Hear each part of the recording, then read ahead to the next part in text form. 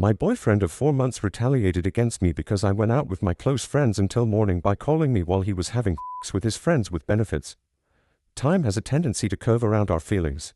Even though Brandon and I have only been dating for 4 months, the spectrum of emotions we have shared makes our time together feel both very short and shockingly lengthy. He studies architecture, while I study graphic design at VL University. We are both sophomores. Due to our mutual passion for design, we initially met in a freshman seminar. From the beginning, our talks were smooth and conversational, discussing our studies and aspirations for the future. We would frequently have coffee while surrounded by class models and sketches. In those early days, our relationship felt natural and easy. We spent many nights discussing our projects and ideas, which I always found enriching. Brandon's background was quite different from mine, particularly his strong Catholic faith and conservative views, which initially I found intriguing. He was upfront about his past and his values, including his limited experience with relationships and his decision to mostly save himself for marriage. However, as we moved past the honeymoon phase of our relationship, I began to feel the weight of our differences more acutely. His traditional views, which I once admired, started to feel restrictive, especially around topics of intimacy and personal freedom. He had been very open about his conservative approach to relationships, but this openness sometimes made me uncomfortable and skeptical about how it would affect our relationship. Our first major challenge came when I committed to a major group project with my friends from the graphic design program. The project, named 50 Specimen Shapes, was an ambitious plan to create 3D models for various abstract shapes, combining artistic flair with scientific precision. As the deadline approached, my team decided to pull an all-nighter to finish our work. I was excited about the project and shared my plans with Brandon, hoping he would understand the commitment it required. Instead, his response was cooler than expected. He seemed uneasy, not just about the late night, but also about me being deeply involved in something outside of our relationship. His discomfort seemed to stem from his religious beliefs, which made him wary of the unpredictable nature of creative projects. His reaction left a coldness between us as I prepared for the night. There was a noticeable tension in his goodbye that evening, and even his hug felt forced. It made me wonder if our relationship, built on such different foundations, could really last. Despite this, I headed into the project night full of anticipation, but also concern, not realizing that the events of the evening would test our relationship even further. The day leading up to the planned all-nighter with my friends was a typical Thursday, marked by the usual rush of classes and the added buzz of creative energy that always seemed to spike as deadlines approached. I had spent most of the afternoon in the studio, putting the finishing touches on my part of the project, my mind racing with adjustments and improvements. The vibrant atmosphere was contagious, everyone throwing ideas back and forth, our workspace a testament to weeks of hard work and chaotic creativity. I checked my phone intermittently, noting the absence of any messages from Brandon. It was unusual, given that we often exchanged quick updates or words of encouragement throughout the day. Deciding to break the silence, I sent him a text, hoping to lighten his mood and possibly share some of my excitement. "Hey, busy day here but looking forward to tonight. Wish me luck," I typed, hoping the smiley face would bring a smile to his too. The reply came just as I was gathering my things to leave the studio for a quick dinner before the evening's marathon. "Good luck. We need to talk when you have a moment."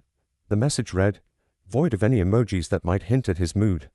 The brevity and tone of his text sent a small wave of anxiety through me. It was not what I had hoped to read, especially not today. Dinner was a rushed affair at a nearby cafe, where I sat alone with a sandwich and a cup of too strong coffee, mulling over Brandon's message. The cafe was cozy, a little nook that served as a frequent escape for me from the campus hustle. Today, however, the warmth of the cafe did little to ease the chill that had settled inside me. Returning to my apartment briefly, I found Brandon waiting for me, his figure slouched against the doorway of our small shared living room, an unmistakable tension in his posture. As I stepped inside, the look on his face was serious, more somber than I had seen in days. "Hey, you're home early," I said, trying to sound cheerful. Brandon just nodded, his eyes following me as I dropped my bag and took off my coat. "We need to talk about this project night of yours," he began, his voice steady but with an edge that immediately put me on guard. "I don't understand why you need to spend the whole night working on this with your friends. Doesn't seem like it's just about the project." His words stung, more so because they echoed a deeper distrust that seemed to have been growing between us. "It's just a project, Brandon. It's important for my course, and you know how these things go. We all push at the end to get everything perfect," I replied, trying to keep my voice even. Brandon crossed his arms, his brow furrowing slightly. "It's always about the project, isn't it? Or something else? I feel like you're slipping away. doing all these things without me. And tonight, it just feels like you don't want me around." I sighed, feeling the weight of his words and the widening gap they represented. "This isn't about not wanting you around, Brandon. This is about me needing to do this for my degree. For me. I thought you understood that." He looked away, the lines of his face hardening. "I do. It's just hard sometimes. I miss how it used to be with us." There was a sadness in his voice that pulled at me, a reminder of simpler times when our biggest concerns revolved around which movie to watch or what dessert to share on a Saturday night. Now, standing in the dim light of our living room, those days felt like distant echoes overshadowed by the growing complexities of our relationship. "I miss that too," I admitted softly, the distance between us feeling more profound in the silence that followed. Dinner ended with an uneasy truce, the issue temporarily set aside but the tension lingering like a stubborn fog. As I grabbed my things to head out, Brandon's voice stopped me at the door. "Be safe, okay?" he said, a trace of the old warmth in his voice that made my heart ache for what we were struggling to hold on to. "I will. I promise," I responded, offering him a small hopeful smile before stepping out into the cool evening air. The night's possibilities stretched out before me like the sprawling campus pathways. The excitement for the project was still there, but now it was tinged with a poignant mixture of concern and longing for the relationship I was still learning to navigate. The night of the project was set to be intense, a blend of creativity and chaos as we worked against the clock. My friends and I had booked a study room in the university's main library, a space often reserved for late-night cram sessions and collaborative projects. As I arrived around 8 p.m., the familiar sense of excitement and nervous energy filled the air, palpable among the scattered laptops, strewn papers, and 3D materials that covered the tables. The first few hours flew by as we dove into our tasks. Anna, a meticulous planner, coordinated our efforts, ensuring everyone stayed on track with their assigned elements. John, ever the perfectionist, was immersed in adjusting the lighting on our 3D models, creating the perfect shadows that made our shapes seem almost lifelike. My role was to integrate the background graphics I had designed, ensuring they complemented rather than overwhelmed the models. At 10 p.m. I sent a quick message to Brandon. "In full swing here. Hope your evening is relaxing." The immediate response I hoped for didn't come, and I pushed the slight worry away, redirecting my focus to the vibrant discussion on color schemes and textures swirling around me. Midnight approached, and we took a brief coffee break. The library's 24-hour cafe was buzzing with other students similarly burning the midnight oil, and the air was thick with the aroma of espresso and the low hum of hushed conversations. I checked my phone again, noting the absence of any message from Brandon. A ripple of concern stirred within me, but I was quickly pulled back into the lively banter of my friends, discussing the latest episode of a popular design reality show. By 2 a.m. the project was shaping up, but the fatigue was setting in. We powered through with energy drinks and the collective adrenaline that comes from nearing the finish line. I sent another message to Brandon, a bit more detailed this time. "Still working hard. Miss you." The read receipt popped up almost immediately, but there was no reply. The silence gnawed at me, making the coffee seem a bit more bitter. As 4 a.m. rolled around, we were in the final stretch, adding the last touches to our project. The room was quieter now, the earlier excitement giving way to focused concentration and the occasional yawn. I sent one last update to Brandon, half hoping he'd respond with words of encouragement or at least acknowledge my efforts. "Almost done here. Can't wait for you to see the final product. Love you." The lack of response this time felt heavier, more loaded. I stared at the screen for a moment longer than necessary, the glow highlighting the worry lines that had formed between my brows. Finally, around 5:30 a.m., we wrapped up. Our project, a visually stunning presentation of geometric and organic shapes, stood as a testament to our hard work and collaborative spirit. There was a collective sigh of relief mixed with pride as we packed up our things. Despite the successful conclusion, my heart wasn't fully in the celebration. The unanswered messages from Brandon cast a shadow over my mood. I arrived home just as the sun was beginning to rise, painting the sky in hues of orange and pink. The apartment was silent, Brandon's side of the bed untouched, indicating he hadn't slept. On the kitchen counter, I found a note from him. "Went out to clear my head. We'll talk when I get back." The terse note was unlike his usual thoughtful messages and did little to ease the knot of anxiety that had tightened in my stomach over the course of the night. The words, so stark and devoid of his usual warmth, felt like a cold draft through the room. It was not like him to leave such a terse message. Sitting at the edge of our bed, I felt the weight of the night's efforts on my shoulders and the heavier burden of an unresolved conflict waiting in the wings. The joy of our project's completion was tinged with a sadness that felt all too familiar lately, a reminder of how distant Brandon and I had become in such a short span of time. As I awaited his return, the excitement of the night faded into the background, overshadowed by the uncertainty of the conversation that awaited us. Brandon returned home late in the noon, the sound of the front door closing a signal that a confrontation was imminent. I could hear the muffled sounds of his movements as he hung up his coat and placed his keys in the dish by the entrance, each noise echoing slightly in the tense silence of our apartment. The atmosphere was charged, heavy with the anticipation of the difficult conversation that lay ahead. He found me in the living room, where I had been staring out the window at the cityscape, lost in thought and dreading his return. As he entered, his expression was unreadable, a mask that hid whatever emotions he had stewed in during his hours away. He paused at the doorway, his posture rigid, and then slowly approached where I sat. "So, you were out all night for a project?" His tone was skeptical, laced with a bitterness that made me wince. The question felt like an accusation, a prelude to an argument I wasn't ready to have but knew was unavoidable. "Yes, Brandon, it was for my final project. You know how important this is for my grade," I responded, trying to keep my voice steady despite the fatigue and emotional strain. I didn't want to be out so late either, but we had to get everything finished. It's not something I can just put off. Brandon scoffed, shaking his head as he paced a few steps before turning to face me again. "All night, though? Seems like a bit much for just a project. You could have done some of it at home, couldn't you? Why did it have to be an all-nighter?" His doubts stung, and I could feel the defensive walls building up inside me. It wasn't just me, the whole group was there. We needed to work together to get it all done. It's not something I can control. Everyone was counting on each other. He continued to look unconvinced, his arms folded across his chest as he leaned back slightly against the wall. "It just doesn't sit right with me, you being out like that and not even a call to check in. How am I supposed to trust that?" The room seemed smaller with each word, the air between us thick with unsaid things and pent-up frustrations. I was so tired from this, so exhausted from the project and the sleepless night. "I'm telling you the truth, Brandon. I'm too busy to call. But I've texted a lot, but you haven't replied." Brandon's gaze hardened, and he let out a long sigh, a sound of frustration and disbelief mixed together. "I don't know, it just doesn't feel right. Something about this doesn't add up." The conversation spiraled from there, with each of us rehashing old grievances and misunderstandings, our voices rising and falling in a familiar dance of conflict. Despite my attempts to explain the necessity of the night out, Brandon remained skeptical, his trust seemingly eroded by the incident. As the discussion wore on, I felt a profound exhaustion wash over me, not just from the lack of sleep but from the constant battle to justify my actions and intentions. It was draining, this feeling of having to defend my commitment to both my education and our relationship, and as the afternoon light began to fade, so too did my resolve to keep arguing. Finally, I stood up, a gesture that paused our heated exchange. "I need some rest, Brandon," I said quietly, the fight gone from my voice.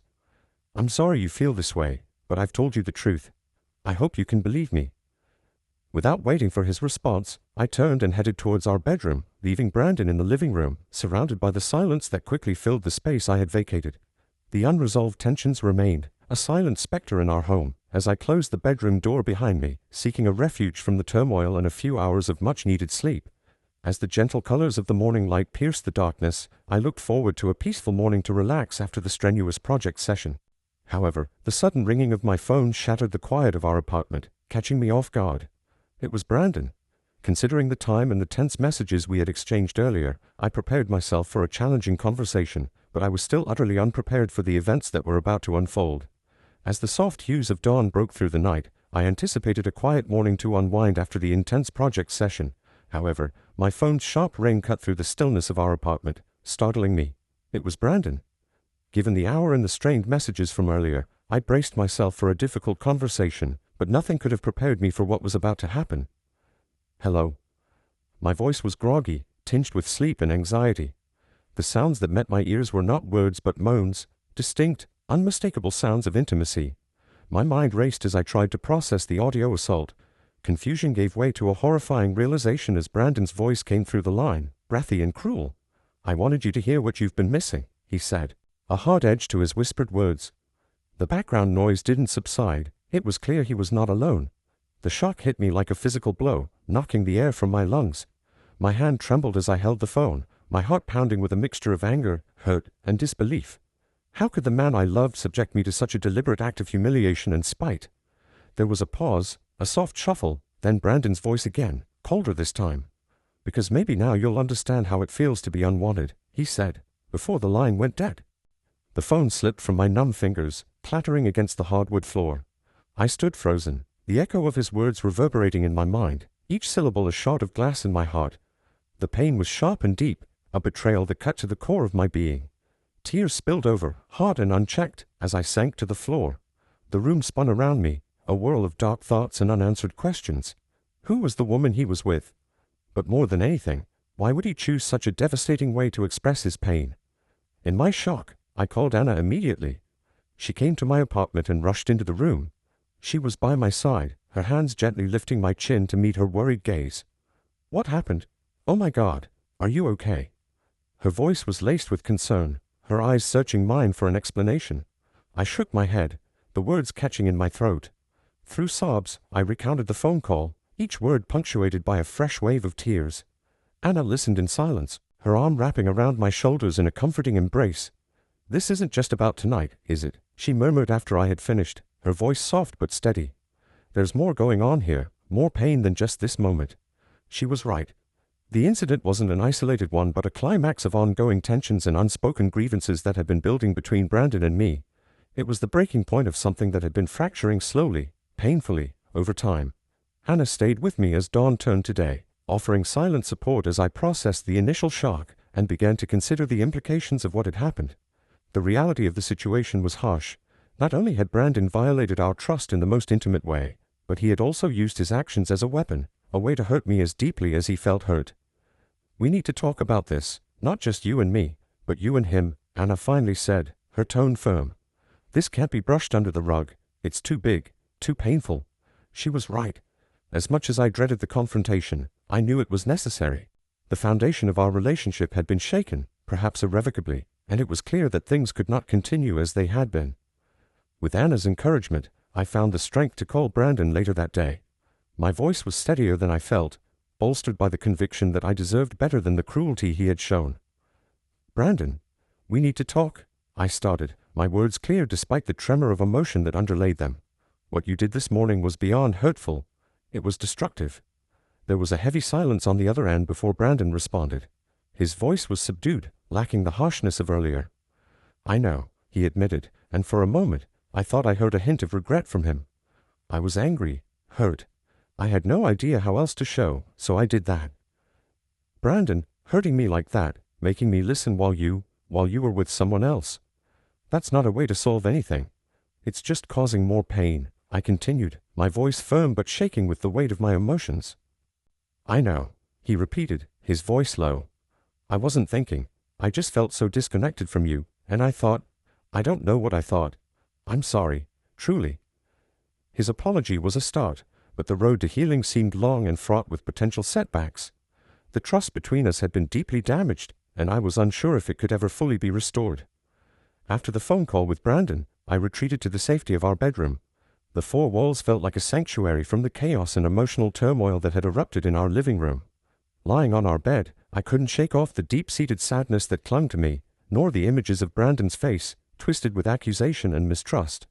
My mind spun in circles, reflecting on the spiraling decline of our relationship. It was a cycle, tension, and misunderstanding that seemed to repeat itself with increasing intensity. I thought back to the early days with Brandon, when each moment together was filled with laughter and spontaneity. Those memories now seemed like echoes of a distant past, a stark contrast to our current reality where smiles were rare and silences were loaded with unsaid grievances. It wasn't just the lack of trust or the painful confrontation that morning. It was the realization that I no longer recognized the man I had fallen in love with. He had become a stranger, one who could willingly inflict pain with such calculated indifference. As I lay there, a mix of exhaustion and despair washing over me, my phone buzzed with incoming messages. Reluctantly, I reached over to check it, finding texts from Anna and a missed call from my sister Leah. I dialed Leah back, needing the familiar comfort of her voice. "Hey Leah," I began, my voice cracking slightly. "Hey, what's wrong?" "I could sense something was off from your text," she responded, her tone immediately shifting to one of concern. I recounted the morning's events, the call from Brandon, and the painful words exchanged. Leah listened silently, only interjecting to ask clarifying questions. When I finished, there was a heavy pause. "That's just cruel, you know. It's not like you to tolerate this kind of behavior, not from anyone," Leah finally said. Her words, firm and straightforward, mirrored my own thoughts. It was a reflection of how far I had strayed from the person I used to be, someone who valued self-respect and mutual understanding above all in a relationship. Yeah, I know. I don't even know who he was anymore, I admitted, feeling the weight of my own words. I can't keep going like this. It's draining me, Leah. It's not healthy. You deserve so much better, Leah replied, her voice soft yet insistent. You need to think about what you really want moving forward, not just for the sake of the relationship, but for yourself. Her words sparked something within me, a flicker of determination amidst the confusion. It was a call to reclaim the parts of myself that I had neglected in my attempts to salvage our faltering relationship. I needed to reflect on what I truly wanted, not just drift along in the current of Brandon's moods and accusations. Later that day, I met with Anna for coffee. As always, she was a grounding presence, someone who could always cut through the noise and help me see things more clearly. As I sipped my coffee, Hannah laid it out plainly. Everyone sees it, you know. You're not yourself anymore. You're always tense, always worrying about how to navigate around Brandon's feelings. When's the last time you did something just for yourself? Something that made you happy? Her question hung in the air, stark and challenging. I didn't have an answer, and that in itself was telling. He's changed, Anna. Or maybe I'm just seeing the side of him he's hidden all this time, I said, the realization bitter. Maybe, Hannah agreed, her brow furrowed in thought. But more importantly, what are you going to do about it? That was the question, wasn't it? What was I going to do? The thought of continuing in a relationship where I felt so undervalued, so misunderstood, was unbearable. Yet the thought of ending things, of stepping into the unknown after all we had shared, was daunting. Over the next few days, I took time to myself, reflecting on my values, my needs, and my future. I thought about the kind of love I wanted, the kind that was nurturing, respectful, and joyful. It was clear that what Brandon and I had now was far from those ideals. The love had been overshadowed by resentment and pain, a far cry from the partnership I envisioned. I realized that moving forward alone was a better path than staying in a relationship that had lost its way. It wasn't just about finding happiness but about preserving my self-respect and rediscovering the strength I had before the relationship consumed me. With a heavy heart but a clear mind, I decided it was time to end the relationship with Brandon. I needed to express my decision, not out of spite or anger, but from a place of honesty and self-respect. I hoped that he would release me, that he could see the necessity of the choice I was making. The decision to end our relationship was not easy, but it was necessary. It was a step towards healing, towards reclaiming the joy and peace that had once defined my life. As I prepared to have that final conversation with Brandon, I felt a mix of sadness and relief. Sadness for all that we had lost, and relief that I was finally taking a step towards a future where I could be myself again, free from the shadows that our love had become. With Brandon, the conclusion was just as challenging as I had expected. But beneath all the pain, there was a resolve that persisted. I was clear in expressing my demands and the sadness of a relationship that had deviated too much from happiness and respect for one another. As he listened, Brandon's expressions were a mixture of resignation and quiet recognition. Ultimately, he comprehended and acknowledged my choice, even though it was evident he was upset and regretful. In the weeks that followed, the immediate sense of relief I felt was tinged with moments of profound loneliness. Our shared apartment, once alive with shared dreams, now echoed with the quietness of solitude. I spent long evenings reflecting on what had gone wrong, turning over the memories, both sweet and bitter. This introspection, though painful, was a necessary part of my healing process. Gradually, the sharpness of recent wounds gave way to a more profound understanding of myself and my boundaries. I began to reconnect with old friends and my family. Relationships that had been somewhat neglected became sources of comfort and joy. Their support was instrumental in rebuilding the sense of self that had been eroded in my efforts to save a failing relationship. The knowledge I gained from this period of my life was priceless but difficult to get. I came to understand the value of being honest and open with myself as well as with a partner. I realized the danger of compromising too much and losing oneself in the attempt to keep others happy. I made a self-promise to put emotional fulfillment and respect for the other person before my dread of being alone in a relationship. As I move forward, the scars from this experience remain, but they are a testament to my resilience. They remind me that I have the strength to face difficult truths and make tough decisions, that I deserve to be loved fully and without reservation. The journey of reclaiming the joy and peace I once knew is ongoing, but now I walk it with a clearer vision of who I am and what I truly value in life and love. I appreciate everyone listening to and reading my story. I have removed it from the platforms where I published it since I believe the details of what he did with me should not reflect poorly on my accounts. The only page I want to share a tale on is this one. Please leave a comment after hearing the story so I know what everyone thinks. I'll probably read it several times over. I want to thank you again for bearing with me as I confessed.